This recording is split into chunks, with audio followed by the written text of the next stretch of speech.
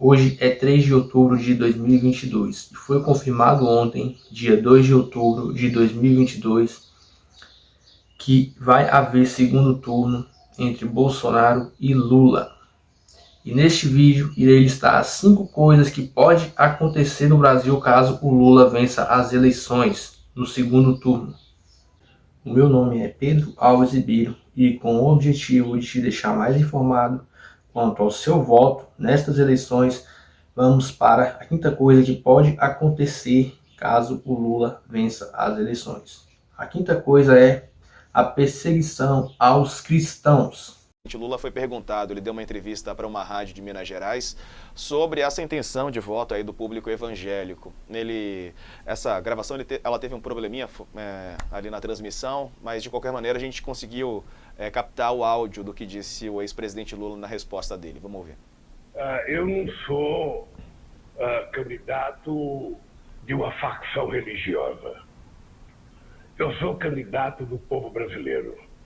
Eu quero tratar evangélico igual católico, igual islâmicos, igual judaicos, ou seja, eu quero tratar todas as religiões, incluindo a religião de matriz africana, com o respeito que todas as religiões têm que ser tratadas.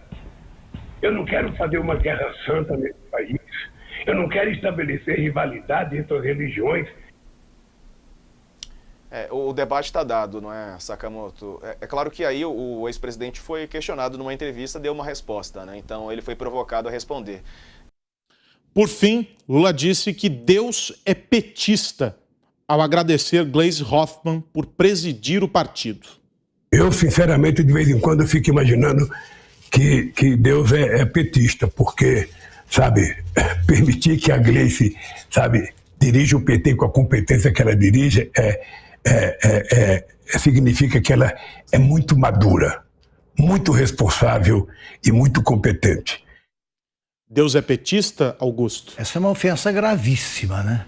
Isso aí, se ele acreditasse em Deus, ele estaria se condenando. É um tremendo pecado mortal. Lula não tem a menor chance no dia do juízo final, né?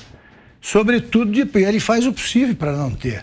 Porque agora ele chega a Deus pelo caminho da Gleisi. Aí não dá, né?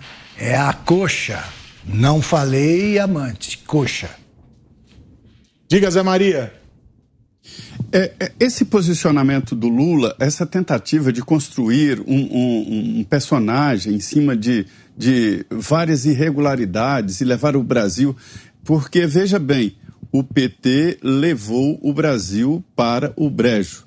Lula tem uma mágoa do Michel Temer e não deveria se fosse um brasileiro interessado no país, porque o Michel Temer impediu aquele caminho rápido do Brasil em direção ao brejo.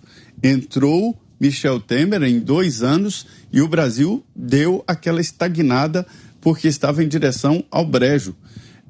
Eu admito que parte importante do impeachment de Dilma foi em decorrência da situação em que o Brasil estava. Não foi só isso, mas parte importante.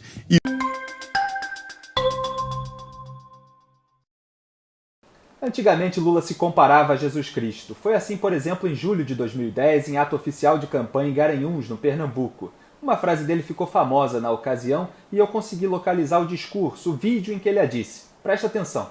Se eu pudesse retratar uma imagem das sacadas que eu tomei, que eu pudesse ter a camisa, meu corpo estava mais estraçalhado do que o corpo de Jesus Cristo e, portanto, estraçalhado de meu corpo. Na comparação, Lula ora se colocava acima de Jesus Cristo, como nesse caso do corpo mais estraçalhado, ora, no auge da humildade a que chega Lula, se colocava imediatamente abaixo de Jesus, mas acima, claro, de todos os brasileiros. Foi assim, por exemplo, em setembro de 2016, após ser acusado de comandante máximo do Petrolão pelo Ministério Público Federal.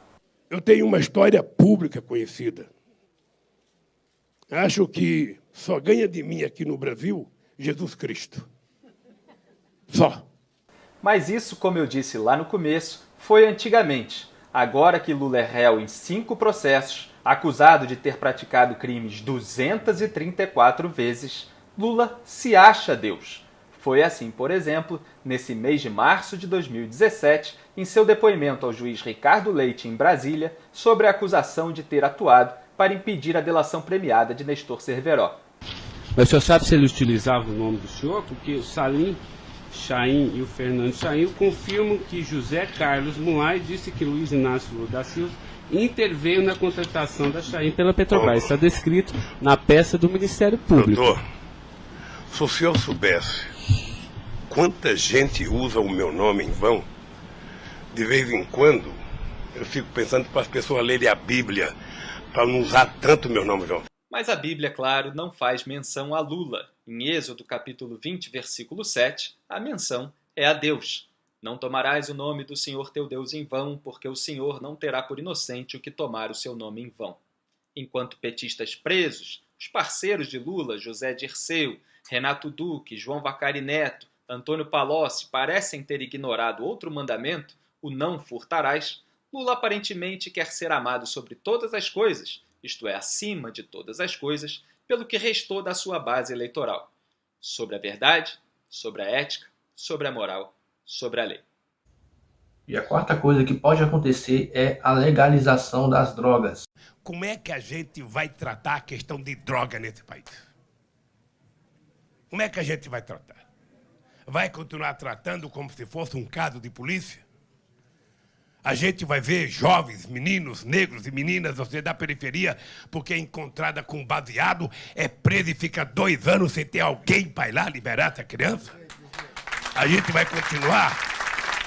Sobre a informação que trouxemos mais cedo, o plano da equipe da pré-campanha de Lula, que pretende mudar a lei de drogas para evitar que usuários sejam enquadrados e presos por tráfico, quando não deveriam, segundo a avaliação dos petistas.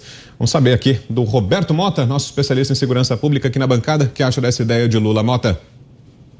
Não, soltar preso é fetiche da esquerda. Eles fazem de tudo para isso, principalmente mentir. Existe um ecossistema de ONGs que vive disso. Eles ganham muito dinheiro, inclusive recebem dinheiro da famosa Open Society. Eles fazem um joguinho. Primeiro, eles impedem a construção de novas prisões. Aí, como sempre, tem crime, mais crime cada vez mais, as celas ficam lotadas, aí eles vêm, tiram uma foto da cela e dizem, olha, não pode prender porque há superlotação carcerária. É preciso soltar presos. Foi para isso que criaram a tal audiência de custódia. Ela não tem nada a ver com direitos humanos, com respeito a um pacto internacional que o Brasil assinou. Ela é uma ferramenta para soltar presos. Agora, vamos lembrar, no Brasil, 92% dos homicídios não são solucionados. São mais de 40 mil homicídios por ano. Como é que um país que não soluciona 92% dos homicídios pode prender demais? Vamos dar alguns dados aqui.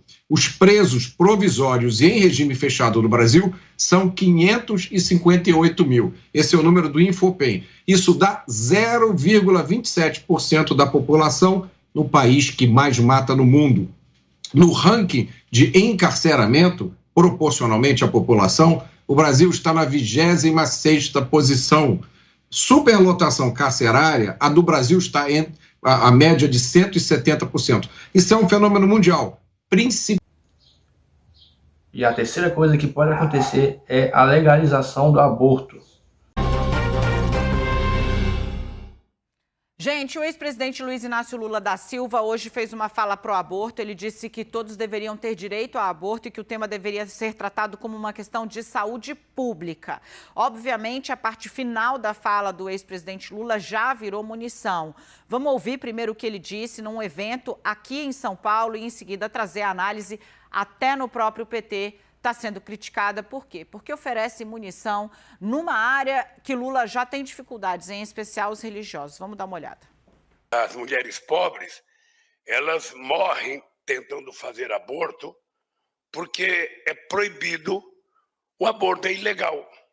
Então, uma mulher pobre, ela fica cutucando o seu útero com uma agulha de crochê, ela fica tomando chá de qualquer coisa. Numa cidade chamada Jaguacara, na Bahia, eu conheci uma mulher que ela utilizava folhagem do fogão a lenha, aquela fumaça, aquelas coisas que grudam, sabe? Colocando na vagina para ver se ela abortava. Olha, quando que a madame ela pode fazer um aborto em Paris, ela pode escolher Berlim. ir para Berlim, procurar uma boa clínica e fazer um aborto. Aqui no Brasil ela não faz porque é proibido, quando na verdade deveria ser transformado numa questão de saúde pública e todo mundo ter direito e não ter vergonha. E a segunda coisa que pode acontecer e que já aconteceu no governo dele é a corrupção.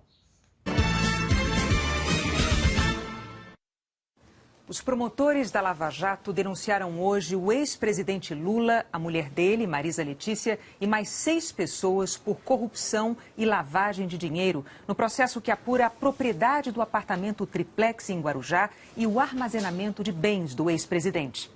Os procuradores afirmam que a corrupção apurada nesse processo envolveu 87 milhões de reais desviados da Petrobras. E acusam Lula de ser beneficiário direto de 3 milhões e 700 mil reais. Mas os procuradores não se limitaram a expor os detalhes dessa denúncia. Fizeram também uma avaliação geral de todo o escândalo da Lava Jato. O procurador Deltan Dallagnol disse que Lula é o comandante máximo de um esquema criminoso. Segundo Dallagnol, um esquema que tinha como objetivos enriquecer ilicitamente, manter a governabilidade com pagamento de propinas e perpetuar o Partido dos Trabalhadores no poder. Os procuradores abriram a entrevista com um balanço de quase 2 anos e meio de trabalho. 129 pessoas já receberam sentença do juiz Sérgio Moro, de um total de 239 denunciados pelo Ministério Público. E hoje a Força-Tarefa da Lava Jato afirmou que chegou ao comando do esquema de corrupção na Petrobras. O Ministério Público Federal acusa o senhor Luiz Inácio Lula da Silva como comandante máximo do esquema. Os procuradores listaram o que classificaram como um quebra-cabeças com 14 conjuntos de evidências, que, segundo eles, comprovam que Lula era a peça central na Lava Jato. Petrolão e propinocracia. O procurador Deltan Dallagnol fez uma breve explicação sobre o esquema que chama de Petrolão e, em seguida, falou que esse esquema fazia parte de algo muito maior, que chamou de propinocracia, um esquema parecido em outros órgãos públicos. Esse esquema de pagamento de propina, segundo Dallagnol, levou a uma governabilidade corrompida, à perpetuação do PT criminosamente no poder e ao enriquecimento ilícito. Um relatório elaborado pela Polícia Federal a pedido do ministro do Supremo Tribunal Federal, Joaquim Barbosa, confirmou que o dinheiro público abasteceu o mensalão do PT durante o governo Lula.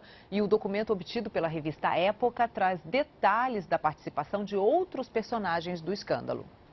O relatório final da Polícia Federal sobre o escândalo do mensalão, publicado pela revista Época neste fim de semana, revela que o dinheiro usado para abastecer o chamado Valério Duto, operado pelo publicitário Marcos Valério, teve origem em recursos públicos. Segundo a revista, a investigação também revela novos beneficiados no escândalo. Um deles é o amigo e segurança do ex-presidente Lula, Freud Godoy.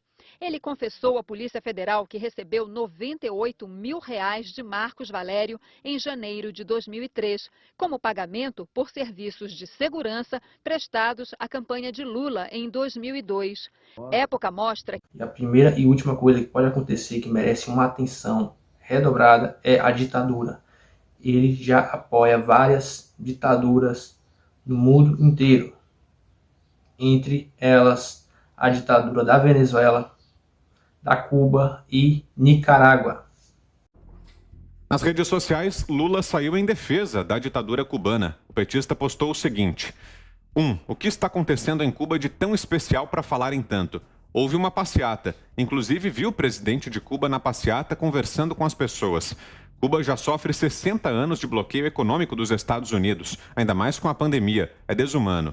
2. Já cansei de ver faixa contra Lula, contra Dilma, contra o Trump. As pessoas se manifestam, mas você não viu nenhum soldado em Cuba com o joelho em cima do pescoço de um negro, matando ele. Os problemas de Cuba serão resolvidos pelos cubanos. 3. Se Cuba não tivesse um bloqueio, poderia ser uma Holanda. Tem um povo intelectualmente preparado, altamente educado, mas Cuba não conseguiu nem comprar respiradores por causa de um bloqueio desumano dos Estados Unidos. 4. Os americanos precisam parar com esse rancor. O bloqueio é uma forma de matar seres humanos que não estão em guerra. Do que os Estados Unidos têm medo? Eu sei o que é um país tentando interferir no outro. 5. O Biden deveria aproveitar esse momento para ir à televisão e anunciar que vai adotar a recomendação dos países na ONU de encerrar esse bloqueio. Antes de passar para vocês, acrescento um dado. A organização Human Rights Watch denunciou nesta terça-feira que o número de detidos nos protestos ocorridos em Cuba passa de 150.